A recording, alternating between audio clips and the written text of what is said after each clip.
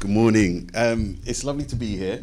So my name is Mahari Hay. So I'm a director at Lloyds Banking Group, but also I'm Jamaican. I was born in Jamaica, raised in Jamaica, and my mother was a part of the Windrush generation and came to, join the NHS and be a nurse. Quick question, raise a hand. Anybody ever been to Jamaica? There you go, got some legends in the room already.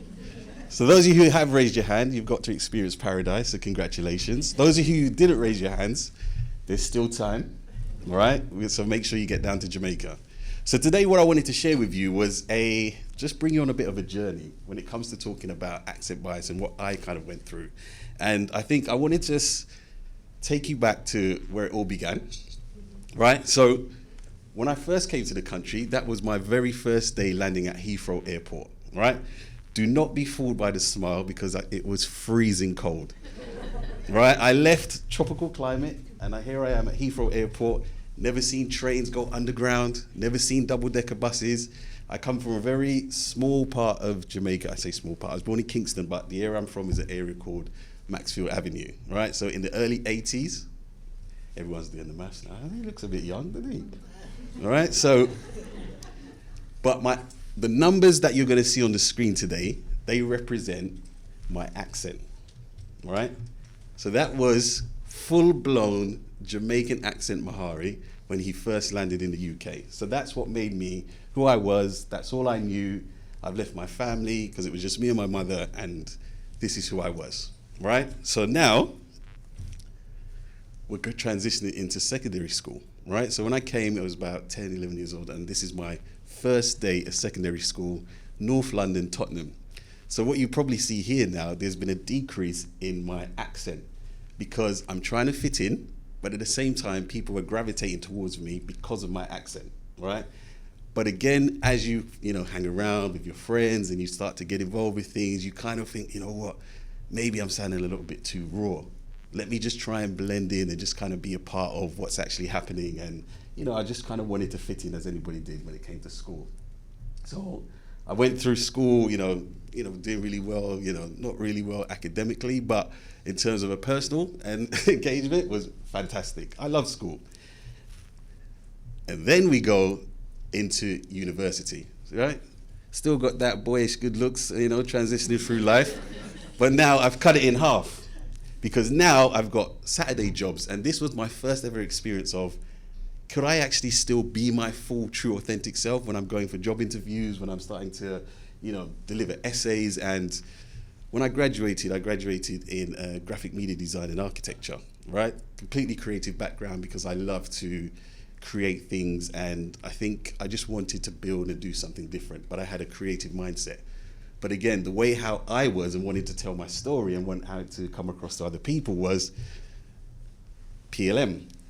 People like me, I would adopt my Jamaican accent, and then when I stepped out and I was around people who weren't like me, I would try and balance it out, play that balancing act.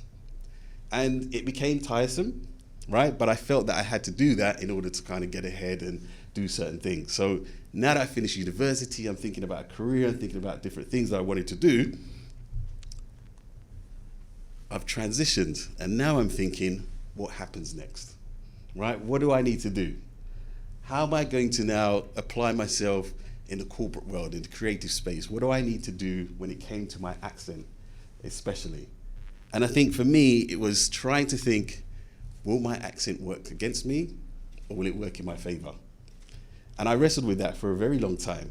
And before I moved into the organization that I was in, I was doing freelancing roles at different kind of creative agencies where that kind of thing feels like you're encouraged to be yourself and to let your creative juices flow and these different types of things. And I moved into the organization and I started in the call center, right? So I've joined my organization, but I'm in the call center.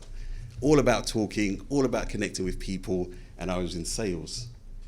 And this was a very pivotal moment for me because I never forget, I was really good at sales because I enjoyed speaking to people, I enjoyed connecting, doing what I needed to do. And this one particular day, I had a customer call the call center.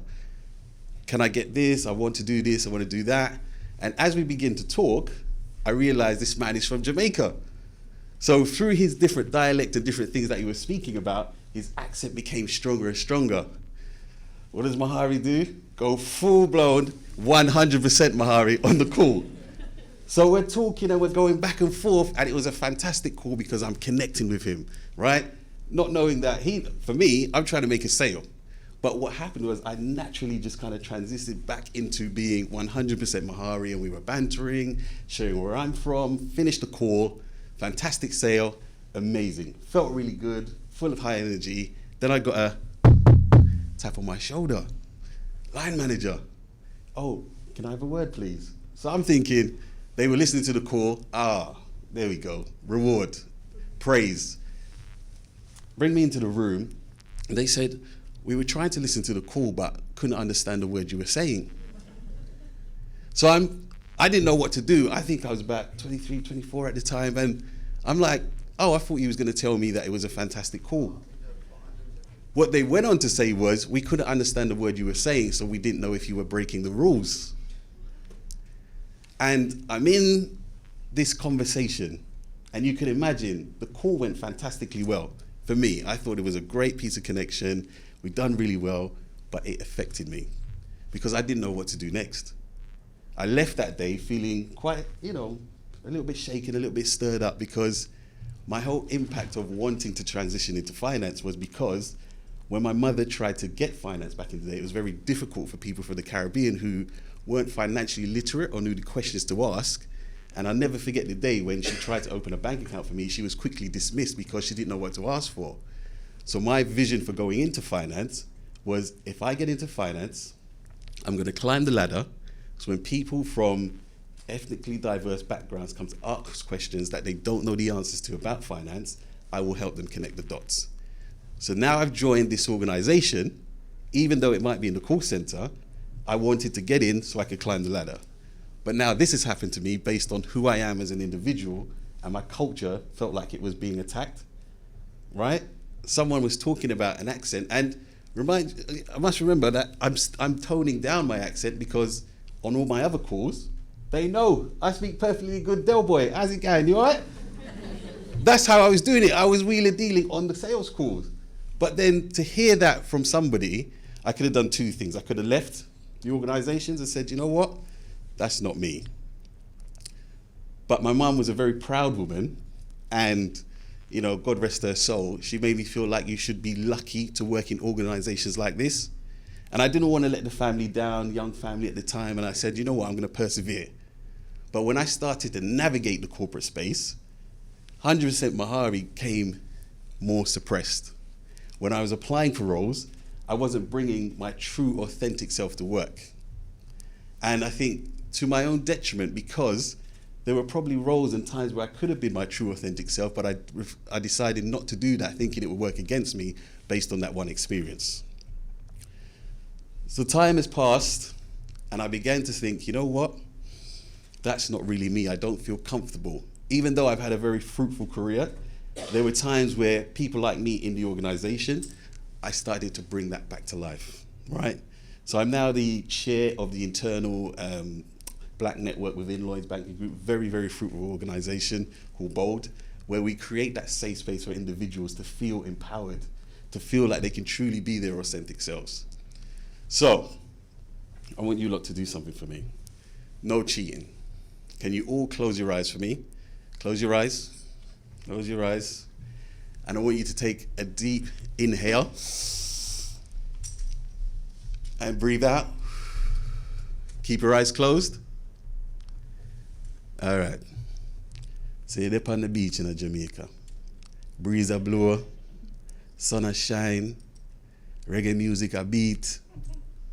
You have your rum punch right next to you, and your jerk chicken up on the way. Life good, life easy, life nice. Open your eyes. Still me. See what I did there? So let me ask you a question. We've got a question mark there. What's the percentage or what's the number that you feel that I am today?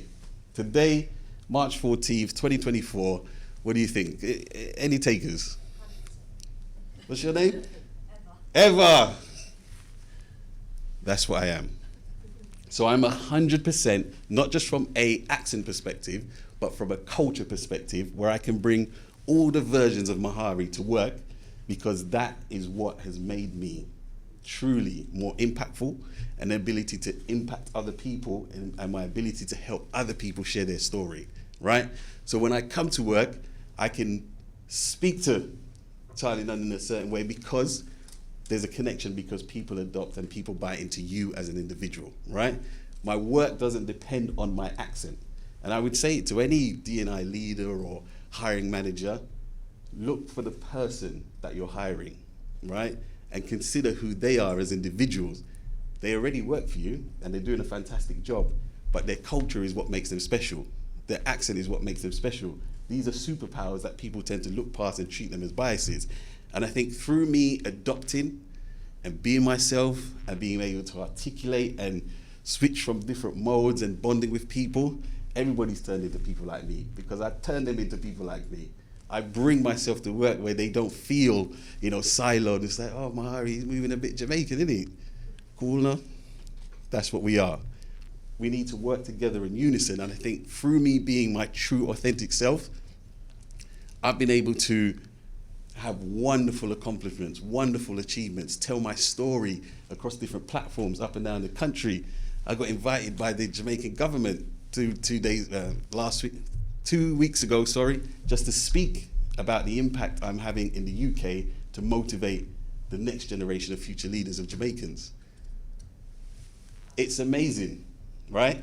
One of the crazy things you see on here, Eton College. Everybody knows Eton College, right? They phoned me. They said, can you come and talk to the students? And I said, who, me? They brought me down to Eton College to speak to these students about life, about my career journey, about me as an individual. Eton is known for creating prime ministers. What does a guy from Kingston, Maxfield Avenue, know about sharing my story? I said, absolutely. Drove to Eton, spoke, it was fantastic. Have great connections there, being invited back. But again, through somebody who is 100% Jamaican, died down his accent, decided, you know what, that's not my style.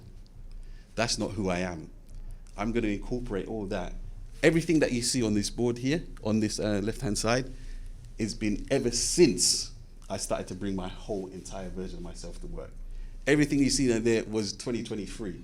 Didn't have space to put on 2022, 2021. But ever since I decided to start bringing my own self to work, things have been happening. So what I would say is, hiring managers, think about the people that you're working, think about the opportunities that you can do, and think about the safe space that you can create for the people that are working and doing things for you to deliver. Be yourself, because everybody else is already taken. Thank you.